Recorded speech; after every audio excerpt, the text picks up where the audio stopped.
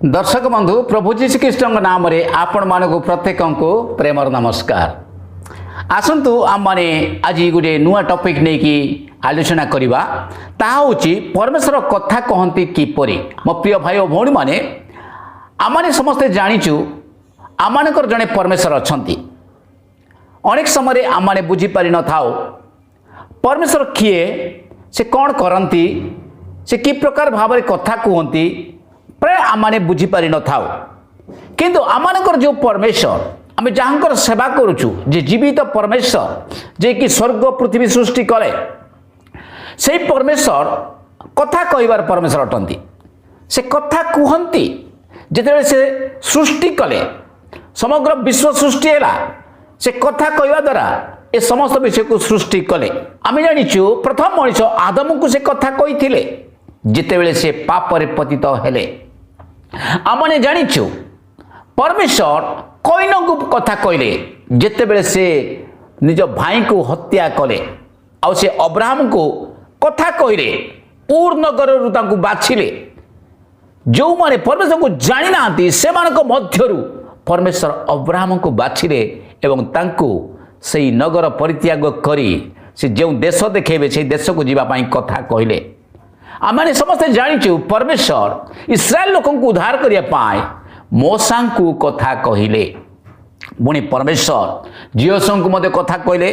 आउ से परमेश्वर छोट बालक सामुएल को बारंबार डाकी कथा कहले। मो प्रिय भाई और भौणी मारे पाउल को मध्य परमेश्वर कथा कहले जिते से साउल होइकी थिले कारण साउल ख्रीष्टीय मंडली को ताड़ना करते से समय परमेश्वर तांको कथा कहले। आमने जानिଛୁ परमेश्वर पीतर को कथा कहले। आमने समस्ते जानिଛୁ जे कर्नेलिय जिते प्रभु को जानी नथिले से समय परमेश्वर कर्नेलिय को मध्य कथा कहले एवं परमेश्वर जहन को मध्य कथा कहले। आमने समस्ते जानिଛୁ प्रकाशित वाक्य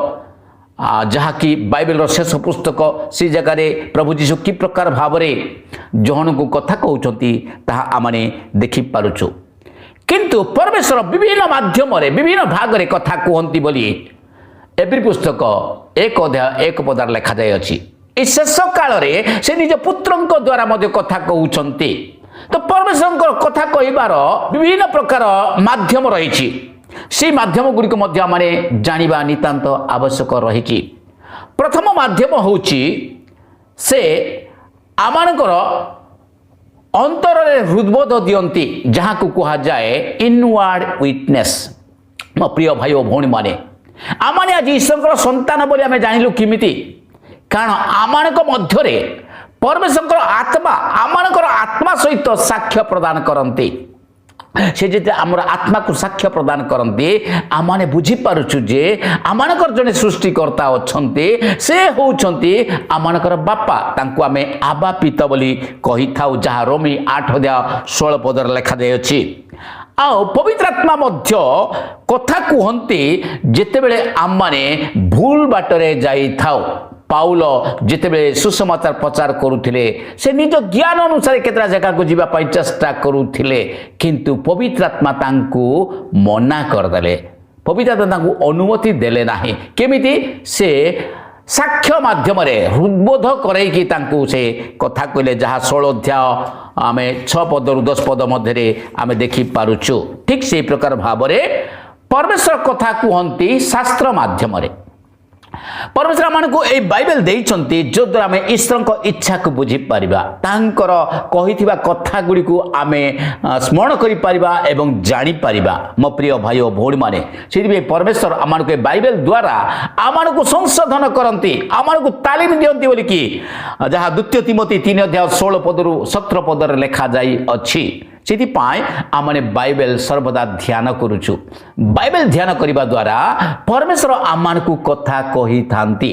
आमे काहाकू विवाह करबा सेटा पवित्र आत्मा को कथा कहती आमने गोटे स्त्री को छाड़िकी आउ गोटे स्त्री को विवाह करने परमेश्वर इच्छा अच्छी कि ना बाइबल आम जापर तेणु बाइबल गोटे एमतीका पुस्तक जो जगार परमेश्वर अनेक विषय प्रकाश करती तेणु आम बाइबल पढ़ा द्वारा ईश्वर इच्छा को बुझी पारिबा। परमेश्वर मध्य आम को विभिन्न आत्मिक लोक मान द्वारा परामर्श दियंती जो प्रभुंर लोक मैंने जो वाक्य परिपक्व अटंती जो आत्मा छाड़ परिपक्व अटंती से अनेक समय आम कथा कहती बेले बेले प्राचीन माने आम कथा कहती जहाँ आम वाक्य आम जापारिचु जमी से दिन मौसा को शशुर जिथ्र कथा कहले कारण जिथ्र मौसा को कहले तुम्हें एकाकी कहीं एत लोक विचार करुच तुम्हें भाग भाग कर दियो आउ केतरा नेता मानक तुम्हें नियुक्त कर आउ ताहा ईश्वर इच्छा। मो प्रिय भाई भौणी माने आमको परमेश्वर विभिन्न प्रकार परामर्शदाता मान द्वारा से आम कथा कही पारती। तो मो प्रिय भाई भौणी माने से परमेश्वर आमको यही पृथ्वी रे से तांकर वाक्य माध्यम कथा कहती एवं विभिन्न प्रकार प्रभुंकर दास मान माध्यम कथा कहती जे प्रभुंकर दास मान वाक्य प्रचार करुछंती आम जानिबा दरकार अछि जे पवित्र आत्मा निजे अभिषेक सहित से मुखरु आमको कथा कहू अछंती। परमेश्वर मध्य आमको प्रतिकूल परिस्थिति बा विभिन्न परिस्थिति मध्य देई कथा कहती। जुनसों को प्रभु कथा कहले तुम्हें वर्तमान निरीबिक चली जाओ किंतु से कौन कले से तर्शीश को चली गले विपरीत दिग को चली गले किंतु परमेश्वर तांको कथा कहले झड़ बात्या माध्यम कथा कहले किंतु से गुड़ी को से अग्राह्य करने लगे। अनेक समय प्राकृतिक विपर्य आम को कथा कही थाए प्रतिकूल परिस्थिति गुड़िक आम कथा कही थाए। मो प्रिय भाई भौणी मैंने से आम जानवर आवश्यकता रही परमेश्वर से दिन कथा कहले एवं से गोटे तारा मध्य पंडित मान को कढ़े कि नहीं गला। आज परमेश्वर आम को कथा कहवाई विभिन्न प्रकार सृष्ट वस्तु गुड़ी को व्यवहार कर पारती एवं से दिन परमेश्वर जिते बड़े तारा माध्यम से कढ़े ने हो पारे से गोटे स्वतंत्र तारा थिला जहाँकि प्रभु से दिन मनोनीत करते एवं सृष्टि माध्यम परमेश्वर आम को कथा कहती। आम जिते सृष्टि को देखू आम जिते समुद्र को देखू आम जिते गछपत्र पहाड़ पर्वत को देखू नदी गुड़ी को आम देखू से आम ईश्वर को स्मरण करूँ आउ परमेश्वर विभिन्न माध्यम आम को कथा कहती। पुणी परमेश्वर स्वप्न एवं दर्शन माध्यम आम को कथा कहती। आम समस्ते जाचु पुरातन नियम जोसेफ से कि प्रकार भाव में स्वप्न देखुले एवं स्वप्न गुड़ी को अर्थ प्रकाश करुले कारण परमेश्वर जोसेफ को समृद्धिशाली कले से मिस्र देश में प्रधानमंत्री हो पारे कहीं से स्वप्न देखुले एवं स्वप्न को से इंटरप्रेट कर पारे। मो प्रिय भाई भौणी माने दानिएल स्वप्न देखुले एवं स्वप्न को अर्थ प्रकाश करुले। मो प्रिय भाई भौणी माने कारण परमेश्वर आम को स्वप्न माध्यम कथा कही पारती। नूतन नियम प्रभु जोसेफ को कथा कहले स्वप्न माध्यम से कथा कहले मरियम को ग्रहण कर कारण मरियम गर्भ पवित्र आत्मा द्वारा होती से स्वप्न माध्यम दूतों द्वारा कथा कहले। पुणी स्वप्न माध्यम कहले हेरोद राजा शिशु जीशु को हत्या करने योजना करुच्ची तुम्हें कौन कर मिस्र देश को नहीं जाओ। मो प्रिय भाई भौणी माने तेणु स्वप्न आम को अनेक समय गाइड करे। पाउल जितेबले भूल रास्तार चली रात्रिकालीन दर्शन द्वारा प्रभु कथा कहले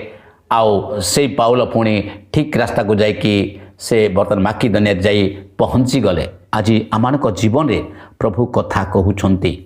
प्रभु अनेक दर्शन द्वारा कथा कहती स्वप्न द्वारा मध्य कथा कहती। स्वप्न कहले शोवा समय प्रभु कथा कहती दर्शन कहले आपण जस्ट शोई नथिबे किंतु आपणकर आगरे गोटे पिक्चर नाची उठिबो आपण सामने आपण किसी दृश्य देखि पारिबे सेटा होची दर्शन। प्रभु से प्रकार दर्शन जोहन को से देइछंती आउ जोहन तांकर पुस्तक प्रकाशित पुस्तक मध्य लेखि अछंती। आउ परमेश्वर आमानकु क्षीण स्वर माध्यम कथा कहती स्मॉल स्टिल वॉइस माध्यम कथा कहती। आ परमेश्वर से क्षुद्र स्वर माध्यम कथा कहती। आम एलियंकर जीवन कथा देखीचु एलियं को प्रभु से कथा कहले जिते से हताश निराश हो गले। इसाबेला रानी जिते कहले मु तुमको हत्या करी से निजक सुरक्षित करने निमंते चिंता कले आ से समय आ परमेश्वर तांको कथा कहले किंतु परमेश्वर जिते कथा कहले तापर बरु भयंकर घूर्णी वायु आसी पहुँचला किंतु परमेश्वर सेठारे नथिले बोली लेखा अछि। तापर भूमिकंप हैला तथापि परमेश्वर सेठारे नथिले बोली लेखा अछि। तापर अग्नि आसिला सेठारे मध्य परमेश्वर नथिले बोली लेखा अछि। परिशेष क्षुद्र शांत रब आसी पहुँचला। मो प्रिय भाई और भौणी माने आपण जिते नीरवता भाव प्रभुंकर अन्वेषण करेंगे प्रभु आपण को कथा कहे आपण गोटे जलाशय जदि पानी पड़ुवा जगार आपण काठटे पकेबे आपणकर काठ पकेवा द्वारा जो तरंग उठले ताहा आपण जानि पारबे नहीं किंतु आपण छोट कुओरे पानी जिते स्थिर थी से जगह गोटे गुड़ीटे पकई दिंतु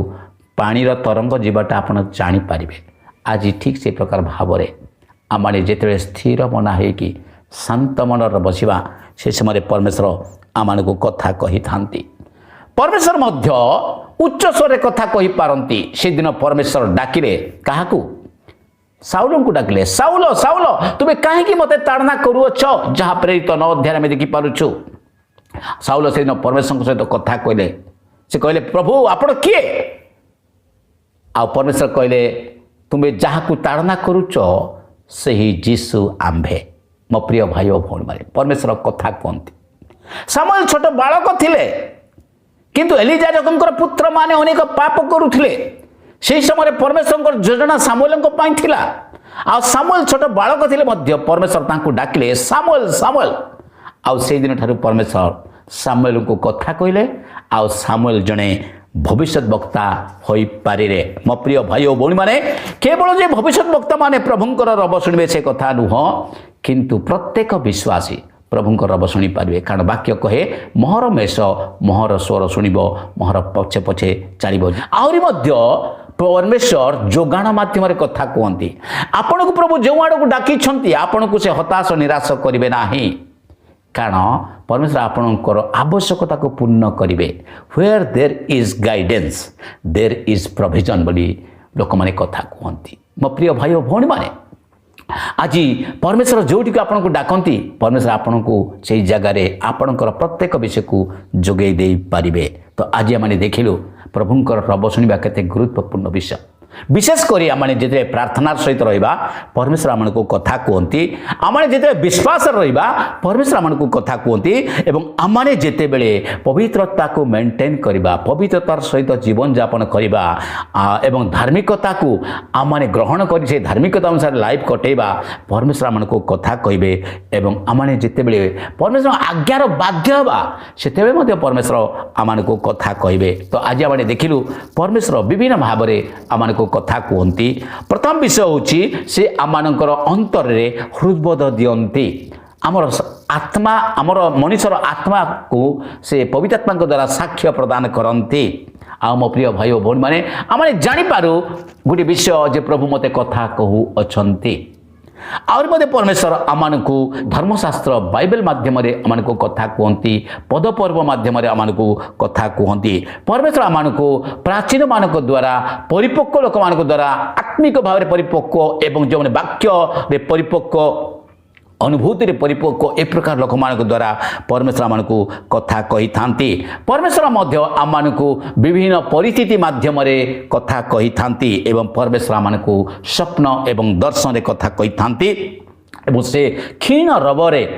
शांत रबरे से आमान को कथा कहती आउ बेले बेले से आमान को उच्च स्वर रे मध्य कथा कहती एवं से आमानकर प्रत्येक आवश्यकता पूर्ण करिकि मध्य कथा कहि पारंती कारण आमानकर परमेश्वर कथा कहिबार परमेश्वर आउ से आपण को मध्य कथा कहि पारिबे आपणकर प्रत्येक चिंतार भार से बहन करिया पई प्रस्तुत अछंती से सर्वदा मान को कथा कहती किंतु आम माने ताहांको आडको कर्ण डेरी न थाउ आमने जिते विपथगामी हो सेते मध्य परमेश्वर कथा कहती आमने जिते बड़े आग को बढ़ू पवित्रात्मा कार्य आमे दिन को दिन उद्दीपित हो से समय मध्य पवित्रात्मा मान को कथा कहती आउ लोक गहली मध्य परमेश्वर कथा कहती पुणी निवृत्त स्थान रे एकाकी थिबा समय मध्य पवित्रात्मा आमान को कथा कहती। प्रभु ए शिक्षा उपरे आमान को आशीर्वाद करंतु आसंतु प्रार्थना करिबा।